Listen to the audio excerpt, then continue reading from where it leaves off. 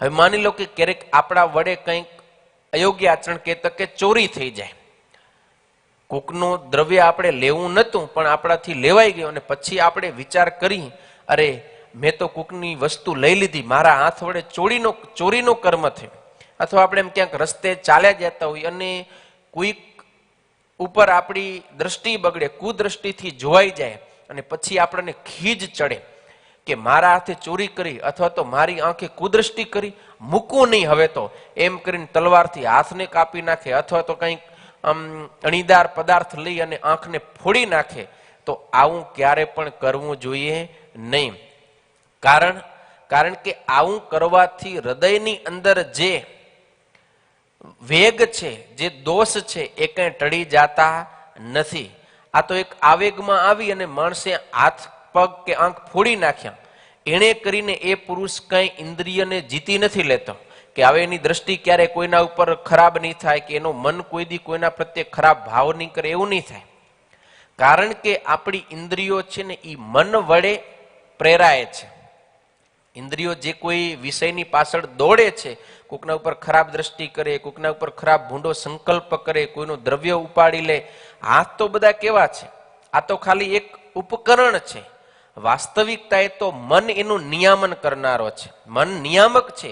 મન જ્યારે કોઈની વસ્તુ ઉપાડી લેવાનો ભાવ કરે છે ત્યારે હાથ ખાલી એની ઈચ્છા પૂરી કરવામાં એક આચરણ રૂપ મદદ કરે છે.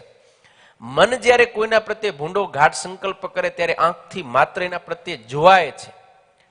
ઘણી વખત આપણને ખબર ને, કાન હોય પણ અંદર એક ચેતન તત્વ આવે, એ નીકળી જાય પછી કાન હોવા છતાંય સાંભળી ન શકે. ઘણાને આંખ હોય છતાંય જોઈ નથી શકતા. તો આ તો માત્ર એક ઇન્દ્રિય ઉપકરણ છે. વાસ્તવિકતાએ મન એનો નિયામક છે. મન છે ને એ સંકલ્પ કરે છે ત્યારે જ આ બધા ઇન્દ્રિયો પોતપોતાની ક્રિયાની અંદર જોડાય છે. માટે ઇન્દ્રિયોને પ્રેરણા આપનારું મન છે અને મનને પ્રેરણા આપનાર બુદ્ધિ છે. એટલે બુદ્ધિ પેલો નિશ્ચય કરે ત્યારે આપણું મન અને ઇન્દ્રિયો જે તે કાર્યની અંદર પ્રેરાય છે. ભલે આપણે અયોગ્ય આચરણ કરી કે યોગ્ય આચરણ કરી, એ કાર્ય કરવામાં આપણી ઇન્દ્રિયો ત્યારે જ જોડાય જ્યારે મન અને બુદ્ધિ પેલો એ નિશ્ચય કરે છે ત્યારે. તો આપણે ખાલી હાથ, આંખ, પગ ઇત્યાદિકનું છેદન કરી નાખશું, એને કાપી નાખશું, એનેથી આપણે ઇન્દ્રિય જીત નહીં કહેવાય. એટલે મન ઉપર કાબુ રાખવો જોઈએ તો આપણે ઇન્દ્રિય જીત થઈ શકીએ છીએ. તો પછી આવું ક્યારેક અયોગ્ય આચરણ થઈ જાય તો શું કરવું? તો ત્યારે ધીરજ રાખી શાસ્ત્રની અંદર એ અયોગ્ય આચરણને માટે જે પ્રાયશ્ચિત કીધેલું હોય એ પ્રાયશ્ચિત આપણે કરી અને પાપ થકી મુક્ત થવું જોઈએ. પણ ક્યારે અંગભંગ કરવો જોઈએ નહીં. અંગનું છેદન પોતાનું અથવા પારકું ક્યારે પણ ન કરવું, એવો ભગવાન શ્રી હરિનો કહેવાનો ભાવ છે.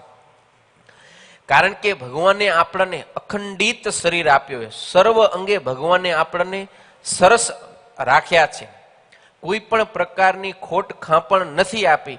આવો અમૂલ્ય મનુષ્ય દેહ, એના એક એક અવયવ કેટલા કિંમતી છે. તમે વાત સાંભળી હશે, કોઈક ભિખારી રસ્તામાં એમને પડ્યો હતો, બેઠો હતો, ભીખ માંગતો હતો.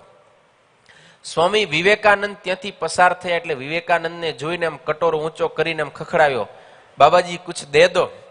એટલે સ્વામી વિવેકાનંદ તો એક બુદ્ધિશાળી પ્રતિભાશાળી વ્યક્તિત્વ હતું. એટલે તરત જ એ ભિખારીને એમણે વિચાર કરીને કીધું કે હું તને ખાલી ભિક્ષામાં 2-5 રૂપિયા નહીં, હજારો રૂપિયા આપું, પણ એમ કર તું તારો એક હાથ કાપીને મને આપી દે.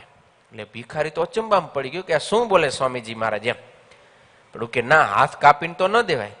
કે હું તને 5000 આપું તો તારો પગ કાપીને આપી દે. કે ના, પગ કાપીને તો ન અપાય. અને રકમ વધારતા ગયા સ્વામી વિવેકાનંદ અને કહેતા ગયા તારો એક એક અંગ તું મને આપ, આંખ આપ, હાથ આપ, પગ આપ, કિડની આપ, હૃદય આપ. પણ એ કઈ આપી શકવા તૈયાર નથી. હજારો રૂપિયા દેવા છતાંય એ કઈ ના આપી શક્યો. એટલે આપણું આ જે મનુષ્ય શરીર છે ને એના એક એક અવયવ બહુ કિંમતી છે, લાખો કરોડોની કિંમતના છે.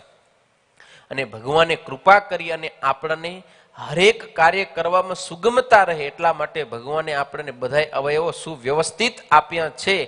અને આપણે જો એને છેદન કરી નાખીને અંગ ભંગ કરીએ તો એ ભગવાને આપેલી એક મનુષ્ય શરીર ઉત્તમ ભેટ એને આપણે અપમાનિત કરીએ છીએ, અર્થાત કે ભગવાનનું જ આપણે અપમાન કરીએ છીએ. એટલે એ ભગવાનનો દ્રોહ કહેલો છે, અને ભગવાનનો દ્રોહ થાય તો ભગવાન નારાજ થાય, અને આપણે ભગવાનની નારાજગીને કારણે વારંવાર જન્મ મરણ રૂપ સંસાર ચક્રની અંદર પડીને દુઃખ ભોગવવું પડે છે. માટે ક્યારે કોઈ પણ અવસ્થામાં આપણે અંગભંગ કરવો જોઈએ અને કોઈનું અંગનું છેદન ન કરવું, પોતાનું અથવા પારકો.